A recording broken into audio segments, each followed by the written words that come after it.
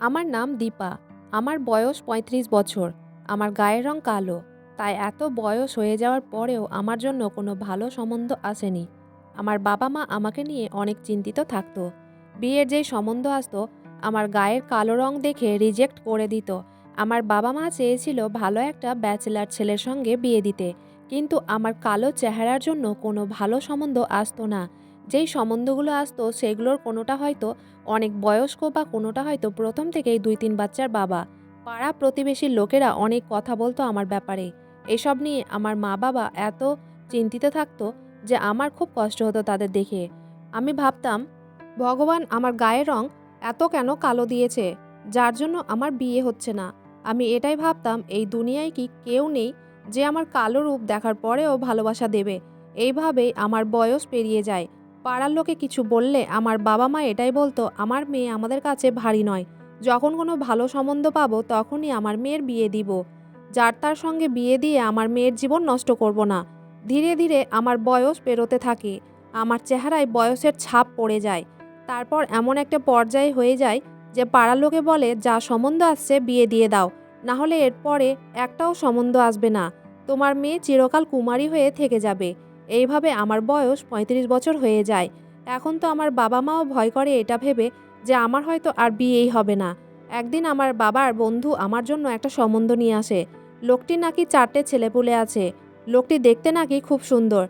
তাদের বিশাল বড় বাড়িও আছে এবং বড় ব্যবসা করে। তারা অনেক পয়সাওয়ালা। বাবা দেখে এই সম্বন্ধটা হাত থেকে চলে গেলে আর হয়তো বিয়েই হবে না আমার। ওই ভয়ে বাবা রাজি হয়ে যায়। ছেলেপক্ষ থেকে যেদিন দেখতে আসে সেদিন সব ছেলেই এসেছিল তাদের দিক থেকে। কোনো মেয়ে আমাকে দেখতে আসেনি। আমাকে দেখার পরে তারা পছন্দও করেছিল। লোকটির বয়স ছিল ৫০ বছর। তার ২ মেয়ে এবং ২ ছেলে ছিল। ছেলেদের বয়স বলেছিল ২২ বছর ও ২৫ বছর এবং তার মেয়েরাও ইয়াং ছিল। ৪ ছেলে মেয়ের বাবার সাথে আমার বিয়ে হয়। বিয়ের দিন দেখলাম আমার বর ভীষণ সুন্দর দেখতে। ৫০ বছর বয়সেও উনাকে দেখতে খুব হ্যান্ডসাম লাগছিল। বরকে দেখে আমি অনেক খুশি হয়েছিলাম। কিন্তু আশ্চর্যের কথা ছিল এটাই, ছেলের মা বিয়ের আগেও আমাকে দেখতে আসেনি এবং বিয়ের পরেও আমাকে নিতে আসেনি। তারপর বিয়ে হয়ে আমি চলে আসি শ্বশুরবাড়িতে। শ্বশুরবাড়িতে এসে দেখি আমার বরের বিশাল বড় বাড়ি। কিন্তু বাড়ি আসার পরে দেখলাম আমার শাশুড়ির সঙ্গে আমার বরের কোনোই চেহারাতে মিল ছিল না। আমার শাশুড়ি সম্পূর্ণ আলাদা, অনেক মোটাসোটা এবং ফর্সা, মুখের মধ্যে পান ভরা। মুখের অঙ্গিভঙ্গি দেখে আমার খুব একটা ভালো লাগেনি। প্রথম দিন আমার শাশুড়িকে দেখে আমার একটু ভয় হয়েছিল। উনার মুখের অঙ্গিভঙ্গি এতটাই আশ্চর্যজনক ছিল, আমি সেই দিনই ভেবেছিলাম আমার শাশুড়ি হয়তো অনেক অত্যাচারী মহিলা হতে পারে। বাড়িতে এসে দেখি আমার বরের ২ ছেলে দেখতে ভীষণ সুন্দর, কিন্তু তাদেরও হাবভাব দেখে আমার কেমন যেন একটা মনে হচ্ছিল। প্রথম দিন তাদের হাবভাব দেখে গুন্ডা বদমাইশ ভেবেছিলাম। আমার বরের মেয়ে দুটো খুব সুন্দর দেখতে, কিন্তু তাদের চেহারার সঙ্গে আমার বরের মিল ছিল না। বিয়ে হয়ে প্রথম দিন আমি নিজের ঘরের মধ্যে বসেছিলাম। তারপর রাতের বেলা বর ঘরে আসে। প্রথম দিন বরকে জিজ্ঞেস করেছিলাম, আপনি এত ইয়াং কি করে? আপনার বয়স ৫০ বছর দেখেই মনে হয় না। আপনি খুব সুন্দর দেখতে। আর আমি কোথায় কালো দেখতে? তখন বর আমাকে বলে, অনেক এক্সারসাইজ করি ও অনেক ব্যায়াম করি, যার জন্য আমি এত ইয়াং হয়ে আছি।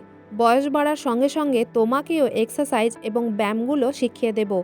তাহলে তুমিও বুড়ি হবে না, তুমিও ইয়াং হয়ে থাকবে।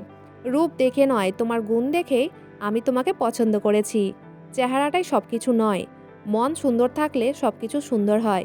বরের এত সুন্দর সুন্দর ও মিষ্টি মিষ্টি কথা শুনে আমার খুব ভালো লাগে এবং আমি সেদিন ভীষণ খুশি ছিলাম। তারপর সেই দিন বরের সাথে খুব ভালো কাটে। সকালবেলা উঠে স্নান করে রেডি হয়ে যায়। তারপর আমি বরকে বলি, আপনিও রেডি হয়ে যান, আমরা একসঙ্গে বাড়ি যাব। বর তখন আমাকে বলে, কিসের বাড়ি যাবে? কোন বাড়ি যাবে? বিয়ের পরে এটাই তোমার বাড়ি। তোমার বাবা মা তোমাকে বলেনি? বিয়ের পরে তোমার বাবা মায়ের সঙ্গে আমি আর কোনো সম্পর্ক রাখিনি। তাদের বাড়ি যাওয়া তো অনেক দূরেরই কথা। বিয়ের আগে তোমার বাবার সঙ্গে একটা চুক্তি হয়েছিল। তাদেরকে বলে দিয়েছিলাম, বিয়ের পরে তুমি আর তাদের বাড়ি যাবে না এবং ফোনেও কোনো যোগাযোগ রাখবে না। বরের মুখ থেকে এই কথা শুনে আমার মাথা ঘুরে ওঠে। এসব কী বলছিল বর? তারপর আমি বরের মোবাইল নিয়ে বাড়িতে ফোন লাগাই। তখনই বর আমার হাত থেকে মোবাইলটা কেড়ে নেয় এবং বলে, তুমি আমার কথা বুঝতে পারো না? তোমার বাবা মায়ের সঙ্গে আর কোনো সম্পর্ক নেই। এবং আজকের পর থেকে আর কোনো দিন ফোনও করবে না। বরের এই কথা শুনে আমি অনেক কাঁদতে থাকি এবং তাকে রিকোয়েস্ট করি যাতে আমাকে একবার বাড়িতে কথা বলতে দেয়। কিন্তু আমাকে একবারও কথা বলতে দেয়নি। আমি কাঁদতে কাঁদতে চলে আসি নিজের ঘরে। বিয়ের প্রথম রাতে বরের মিষ্টি মিষ্টি কথাবার্তা শুনে এবং ভালো ব্যবহার দেখে আমি ভেবেছিলাম আমার বর একজন ভালো মানুষ। কিন্তু বিয়ের আগে এরকম চুক্তি হয়েছিল আমার এটা জানা ছিল না। আমি মন খারাপ করে ঘরের মধ্যে বসেই ছিলাম। তখন আমার বরের বড় মেয়ে ঘরে আসে এবং আমার শাশুড়িও ঘরে আসে। এসে আমাকে বলে, বৌমা তুমি মন খারাপ করো না, আমরা তো সবাই আছি তোমার কাছে, ধীরে ধীরে সব কিছু অভ্যেস হয়ে যাবে। এখন নতুন আছো তাই তোমার মনে কষ্ট হচ্ছে, ধীরে ধীরে তোমার এখানে মন বসে যাবে, তখন তুমি তোমার বাবা মাকেও ভুলে যাবে। আশ্চর্য হচ্ছিলাম শাশুড়ির কথাবার্তা শুনে। একটা মেয়ে যতই তার শ্বশুরবাড়িতে চলে যাক না কেন এবং যতই দূরেই যাক না কেন, নিজের বাবা মাকে কখনোই ভুলতে পারে না। তারপর আমার শাশুড়ি আমার বরের বড় মেয়েকে বলে, রিয়া তুমি তোমার মায়ের জন্য সুন্দর করে চা বানিয়ে নিয়ে এসো, তোমার হাতের চা খেয়ে তোমার মায়ের মন ঠিক হয়ে যাবে। আমার বরের বড় মেয়ের নাম ছিল রিয়া। আমার শাশুড়ির কথা শুনে সে চা বানাতে চলে যায় রান্নাঘরে। কিছুক্ষণ পরে সে চা বানিয়ে নিয়ে আসে। আমি তাদের বলেছিলাম এখন মন ভালো নেই, আমি চা খাবো না। আমার শাশুড়ি জোর করে রিয়াকে পাঠিয়ে দেয় চা করার জন্য। তারপর সে চা করে নিয়ে এসে আমাকে খেতে বলে। আমি রিয়াকে বলেছিলাম আমার একদম ইচ্ছে নেই এখন চা খাওয়ার। রিয়া তখন আমাকে বলে, মা আমি তোমার জন্য অনেক ভালোবেসে চা নিয়ে এসেছি, তুমি একবার খেয়ে দেখো, তোমার খুব ভালো লাগবে। রিয়ার কথা শুনে আমি আর না করতে পারিনি। সে খুব ভালোবেসে আমাকে চা খেতে দিচ্ছিল। তারপর আমি চাটা খেতে শুরু করি। চা খাওয়ার পরে আমার কেমন যেন একটা মনে হচ্ছিল। আমি রিয়াকে বললাম চাটা খেতে ভালো হয়েছে, কিন্তু এখান থেকে কেমন যেন একটা গন্ধ আসছে। আমার শাশুড়ি তখন বলে, আমাদের বাড়িতে সবথেকে ভালো চা রিয়া করে, চা থেকে কেন গন্ধ আসবে, ওটা তোমার মনের ভুল ধারণা। কিন্তু চা খেয়ে আমি বুঝতে পেরেছিলাম চায়ের মধ্যে কিছু একটা গন্ডগোল আছে। তখন রিয়া আমাকে বলে, আমাদের পাড়ার প্রত্যেকেই বলে আমার হাতের চা ভালো, আর তুমি বলছো চায়ে কেমন গন্ধ করছে। তখন আমি আর বেশি কথা বাড়াবাড়ি না করে চুপচাপ চাটা খেয়ে নিই। চা খাওয়ার পরে আমার আর কিছু মনে ছিল না। চোখ খুলে দেখি রাত্রি 10টা বাজে। ঘড়ি দেখে আমি চমকে যাই, কারণ চা খাওয়ার পরে আমার আর কিছুই মনে ছিল না। ঘুম থেকে উঠে দেখি ঘরটা অন্ধকার হয়ে আছে। আমার তখন অনেক বেশি ভয় লাগছিল। বিছানা থেকে উঠে দাঁড়াতেই আমাকে খুব দুর্বল মনে হচ্ছিল এবং পেটেও ব্যথা করছিল। আমার সাথে এগুলো কি হচ্ছিল আমি কিছুই বুঝতে পারছিলাম না। ঘর অন্ধকার দেখে আমি ঘর থেকে বেরিয়ে আসি। বেরিয়ে আসতেই দেখি পুরো বাড়ি অন্ধকার হয়ে আছে এবং কারো সাড়া শব্দ নেই। ওই অন্ধকারের মধ্যে আমি পাশের একটা ঘরে ঢুকে পড়ি। সেখানে ঢুকতেই দেখি কেউ যেন আমাকে চেপে ধরে নিয়েছে। আমি ভয়ে তখন চিৎকার চেঁচামেচি শুরু করি এবং কোনো রকমভাবে সেখান থেকে বেরিয়ে চলে আসি নিজের ঘরে। ঘরে ঢুকতেই দেখি আলো জ্বলেছে। ঠিক সেই মুহূর্তেই দরজা খুলে আমার বর ঘরে ঢুকে। আমি তাকে জিজ্ঞেস করি, আপনি এতক্ষণ কোথায় ছিলেন, আর পুরো বাড়িটা এত অন্ধকার কেন হয়েছিল? পাশের রুমে আমি যখন গেছিলাম তখন কেউ আমাকে ধরে নিয়েছিল। আমার খুব ভয় লাগছে। বর তখন মুচকি হেসে বলে, ভয় পাওয়ার কিছু নেই, এই বাড়িতে তো অন্য কোনো পুরুষ মানুষ নেই যে তোমাকে ধরবে। আমার ছেলে দুটো তো বাইরে আছে, তারা 11টার সময় বাড়ি আসে। তোমাকে আমিই চেপে ধরেছিলাম, ভেবেছিলাম একটুখানি তোমাকে ভয় দেখাবো। বরের কথা শুনে আমার বিশ্বাস হচ্ছিল না, কিন্তু সেই সময় বিশ্বাস করা ছাড়া আর কোনোই রাস্তা ছিল না। তার পরের দিন সকালবেলা আমি বাড়ির কাজকর্ম করতে লেগে যাই। তখনই আমার শাশুড়ি বলে, তুমি এই বাড়ির নতুন বউ, এখন তোমাকে কাজকর্ম করতে হবে না, তুমি চুপচাপ তোমার ঘরে গিয়ে আরাম করো। শাশুড়ির কথা শুনে ভেবেছিলাম আমি নতুন বউ, তাই হয়তো আমাকে একটু টাইম দিচ্ছে।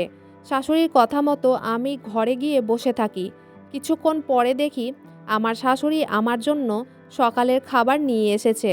আমি তখন শাশুড়িকে বলি, আপনাকে আমার জন্য এত কষ্ট করতে হতো না, আমি নিজে থেকেই করে নিতাম।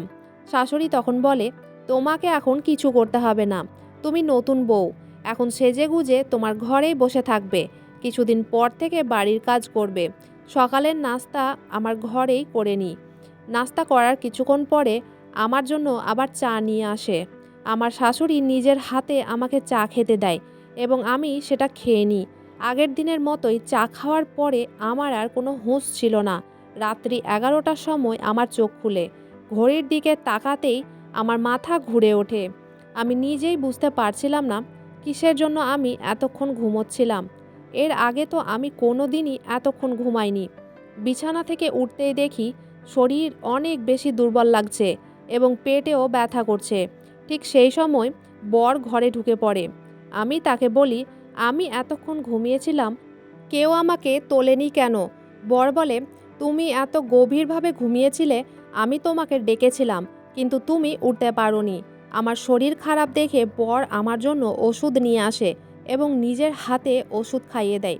পরের দিন সকালবেলা আমি ঘরের কাজকর্ম করতে লেগে যাই। আমার শাশুড়ি ও মেয়েরা বেশিরভাগ সময় ঘরে ঢুকে থাকতো। সেদিন সকাল সকাল আমি জামা কাপড়গুলো কাচতে লাগি। জামা কাপড় কাচার পরে আমি ছাদে উঠতেই দেখি আমার বরের বড় ছেলে আমার সামনে এসে দাঁড়ায় এবং আমাকে নোংরা দৃষ্টিতে তাকিয়ে থাকে। সে উপর থেকে নিচে পর্যন্ত আমাকেই ঘুরে ঘুরে দেখছিল। তার তাকানোর ভঙ্গি আমার একদম খারাপ লেগেছিল। আমি তাকে জিজ্ঞেস করেছিলাম, তোমার কি কিছু লাগবে? সে আমাকে বলে, ছাদে কেন যাচ্ছ? আমি বলি, ছাদে এই কাপড়গুলো মেলে দেব। সে তখন বলে, আমাদের বাড়ির মেয়েদের বাইরে যাওয়া ও ছাদে যাওয়ার পারমিশন নেই, তোমাকে বাবা বলেনি? বিয়ের পরের দিন থেকেই আমার কেমন যেন একটা সন্দেহ হয়েছিল। এই বাড়িতে কোনো কিছুই ঠিক লাগছিল না। বিয়ের পরে বর বলেছিল এই বাড়ির বাইরে ও ছাদে না যেতে। সে বলে, ভুল করেও ছাদে যাবে না, বাইরে তো অনেক দূরের কথা। তারপর সে কাপড়ের বালতিটা আমার হাত থেকে নিয়ে নেয় এবং নিজেই চলে যায় ছাদে। সেই দিন আমার মনের সন্দেহটা আরও বেশি বেড়ে গেছিল। কেন তারা বাড়ির বাইরে ও ছাদে যেতে বারণ করত? সেদিন সন্ধ্যাবেলায় আমার অনেক মাথা ব্যথা ছিল। বর তখন বলে, আমি তোমার জন্য কফি বানিয়ে নিয়ে আসছি। আমি তাকে বলি, আমার কিছুই খাওয়ার ইচ্ছে নেই। বর বলে, আমার হাতের কফি খেলে তোমার মাথা ব্যথা ঠিক হয়ে যাবে। তারপর সে নিজের হাতেই কফি বানিয়ে নিয়ে আসে আমার জন্য এবং আমাকে খেতে বলে, যদিও বা আমার খাওয়ার একদমই ইচ্ছে ছিল না। কফিটা খেতেই কেমন যেন একটা ওষুধ ওষুধ গন্ধ পাচ্ছিলাম। মনে হচ্ছিল এটাতে কিছু একটা মেশানো আছে। তারপর সে আমাকে এত বেশি ভালোবেসে মিষ্টি মিষ্টি কথা বলে, আমি তখন কোনো কিছু না বলেই কফিটা খেয়ে নিই। কফি খেতেই আমার আর কিছুই মনে ছিল না। চোখ খুলতেই দেখি ঘড়িতে সকাল 11টা বাজে। বিছানায় উঠে বসে আমি ভাবতে থাকি কফিতে কিছু গন্ডগোল ছিল, যেটা খাওয়ার পরে আমি এতক্ষণ শুয়েছিলাম। তারপর আমি বুঝতে পারি এই বাড়ির লোক আমাকে চা এবং কফিতে মিশিয়ে কিছু একটা খাওয়াচ্ছে, যেটা খেয়ে আমি এতক্ষণ শুয়ে থাকি এবং কিছু জানতে পারি না যে আমার সঙ্গে কি হয় বা এই বাড়িতে কি হচ্ছে। আমার বরের মেয়েরাও এমন আজব আজব ড্রেস পরতো, যেটা দেখে আমার খুব খারাপ লাগতো, কিন্তু এই বাড়িতে তাদেরকে কেউ কিছু বলতো না। সেদিন আমি বুঝতে পেরে গেছিলাম বাড়ির লোক আমাকে চা এবং কফিতে কিছু মিশিয়ে খাওয়াচ্ছে। তারপর থেকে আমি নিজের খাবার নিজেই বানিয়ে খেতাম। তাদের হাতে চা এবং কফি কিছুই খেতাম না। সেদিন সকালবেলা বাড়িতে দুধওয়ালা আসে এবং অনেক ডাক দেয়।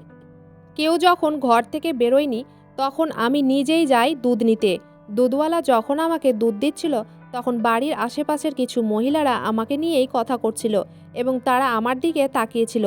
তারা কিসের জন্য এরকমভাবে আমার দিকে তাকিয়েছিল জানি না। দুধওয়ালার চলে যাওয়ার পরে একজন মহিলা আমার কাছে আসে এবং বলে, তুমি এই বাড়িতে কি করছো? আমি তাকে বলি, আমি এই বাড়ির বউ। মেয়েটি তখন হেসে বলে, তুমি এই বাড়ির কত নাম্বার বউ? তার কথা শুনতেই আমার পায়ের তলা থেকে যেন মাটিটাই সরে যায়। তখনই আমার শাশুড়ি ঘর থেকে বেরিয়ে এসে আমাকে হাত ধরে টেনে নিয়ে চলে আসে ঘরের ভিতরে এবং দরজাটাকে বন্ধ করে দেয় আর বলে, তোমার সাহস কি করে হলো এই বাড়ির বাইরে যাওয়ার? তোমাকে এর আগেও বারণ করা হয়েছে বাড়ির বাইরে এবং ছাদে যাবে না। তোমার বর যদি জানতে পারে তাহলে তোমাকে কি অবস্থা করবে তুমি কল্পনাও করতে পারবে না। আমি শাশুড়িকে বলি, আমি তো একটুখানি দরজার কাছেই দাঁড়িয়েছিলাম, ওতে কি এমন অপরাধ করেছি? আর ছাদে গেলেই বা কি হবে? শাশুড়ি তখন বলে, যা করতে বলেছি তাই করো, বেশি বাড়াবাড়ি একদম করবে না।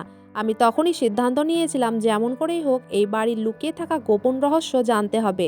সন্দেহ হওয়ার পর থেকে আমি বাড়ির লোকের দেওয়া কিছু খাবার খেতাম না, তা সত্ত্বেও আমি সারা দিন ঘুমিয়ে থাকতাম।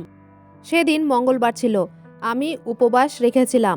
সারাদিন যেহেতু না খেয়েছিলাম, তাই সেদিন আমি ঘুমোইনি। তারপর দেখি আমার বর তার মা এবং মেয়েদেরকে নিয়ে একটা ঘরে ঢুকে পড়ে। আমিও আমার বরের পেছন পেছন চলে যাই। তাদের ঘরে ঢুকতেই আমার বর বলে, তুমি এখানে কি করছো? এখান থেকে চলে যাও। আমি তাকে বলি, আমিও আপনাদের সঙ্গে বসেই গল্প করতে চাই। বর তখন বলে, ফালতু কথা একদম বকবে না, নিজের ঘরে চলে যাও। আমি যখন জেদ করি তখন বর আমার হাত ধরে বাইরে বের করে দেয় এবং ভেতর থেকে দরজার লক লাগিয়ে দেয়। তারপর আমি চেষ্টা করি দরজায় দাঁড়িয়ে ভেতরের কথা শোনার, কিন্তু আমি কিছুই বুঝতে পারছিলাম না, কারণ তারা খুব আস্তে কথা বলছিল। ঘরের চারিদিক ঘুরে ঘুরে দেখছিলাম এবং চেষ্টা করছিলাম তারা ঘরের ভিতর কি করছে। ঘরের ভিতর ৩টে জানালা ছিল। একটা জানালায় দেখি একটু সামান্য ফাঁক আছে।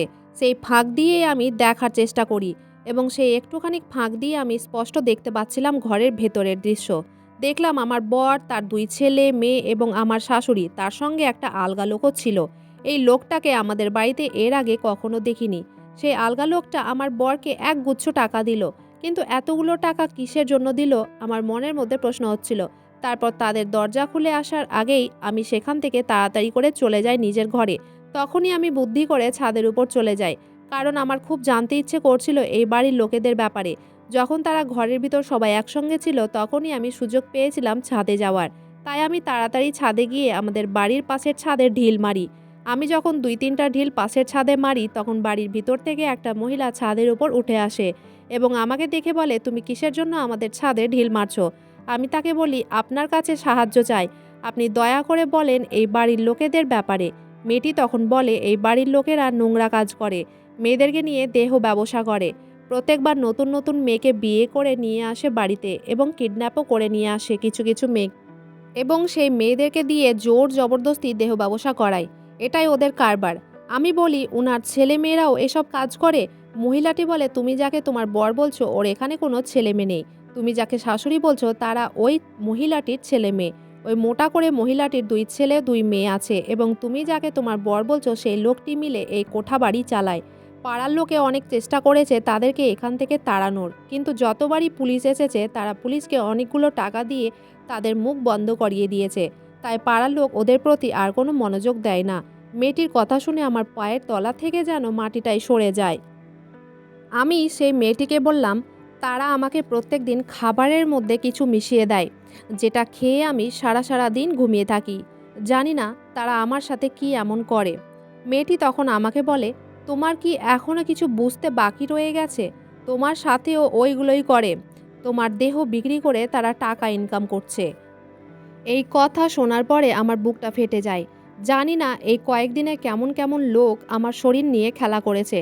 তারপর আমি তাড়াতাড়ি নিচে নেমে চলে আসি ঘরের মধ্যে। আমার আসার কিছুক্ষণ পরে আমার বর ঘরে আসে এবং আমার যেহেতু উপবাস ছিল তাই অনেকগুলো খাবার ও ফলমূল নিয়ে আমার কাছে আসে এবং সে আমার সাথে মিথ্যে ভালোবাসার নাটক করে খাবারগুলো খাইয়ে দিচ্ছিল। আমি বরের দিকে তাকিয়ে ভাবছিলাম, মানুষ কতটা নিচে নামতে পারে। একটা মেয়ের জীবন নিয়ে খেলতে তাদের মনে এতটুকুও দ্বিধাবোধ করেনি। আর আমি সেইগুলো সব সহ্য করছিলাম। খাবার খাওয়ার পরে বর আমার জন্য চা বানিয়ে নিয়ে আসে। সেদিন তাকে আমি মিথ্যা দেখিয়েছিলাম যে চা খাচ্ছি, কিন্তু আমি চা বিছানার পেছন দিকে ফেলে দিয়েছিলাম। বর ভেবেছিল আমি হয়তো চা সবটা খেয়ে নিয়েছি। তারপর আমি শুয়ে থাকার নাটক করি। কিছুক্ষণ পরে দরজা খুলে একটা লোক আমার ঘরে ঢুকে আসে। ওই আলগা লোকটি আমার ঘরের ভিতরে আসে। সকালে যে লোকটি আমার বরকে অনেকগুলো টাকা দিয়েছিল সেই লোকটি। বুঝতে পারলাম আজ এই লোকটি আমার শরীর নিয়ে খেলা করবে। আজ এই লোকটার কাছে তারা আমাকে বিক্রি করে দিয়েছে। আমার কাছে আসতেই আমাদের ঘরের মধ্যে পুলিশ ঢুকে পড়ে, কারণ আমি লুকিয়ে বরের মোবাইল থেকেই পুলিশকে ফোন করেছিলাম। আমি জানতাম আজ রাতে তারা আমার সঙ্গে খারাপ কিছু করবে, তাই আমি পুলিশকে রাতের টাইম দিয়েছিলাম। তারা কেউ জানতেও পারেনি, তাদের আমার উপরে কোনো সন্দেহ হয়নি। পুলিশকে আমি জানাই আমি আপনাদের ফোন করেছিলাম। পুলিশ তাদের সবাইকে অ্যারেস্ট করে নিয়ে যায় থানায়। সেদিন আমি নিজের বাড়ি চলে আসি। বাড়ি গিয়ে আমি বাবা মাকে সমস্ত সত্যি কথা বলে দিই এবং তাদেরকে জড়িয়ে ধরে অনেক কাঁদি। সেদিন আমি ডিসাইড করে নিয়েছিলাম আর কোনোদিনও বিয়ে করব না। তারপর থেকে আমি বাবা মায়ের সেবায় দিন কাটাই। আমার বাবা মায়ের কাছে অনেক খুশি ছিলাম এবং সুখী ছিলাম। ওই ঘটনার পর থেকে বিয়ের নাম শুনলেই আমার ভয় হতো, তাই আমি আর কোনোদিনও বিয়ে করিনি। লোকের উপর থেকেই ভরসা উঠে গেছিল। আজ আমি বাবা মায়ের সঙ্গে অনেক ভালো আছি। আমার কষ্ট দেখে বাবা মাও বলেছিল, আমাদের মেয়ে আমাদের কাছে ভারী নয়। বন্ধুরা, আজকের গল্পটা এখানেই শেষ করছি। ভালো লাগলে অবশ্যই লাইক, শেয়ার, সাবস্ক্রাইব করতে ভুলবেন না। ধন্যবাদ।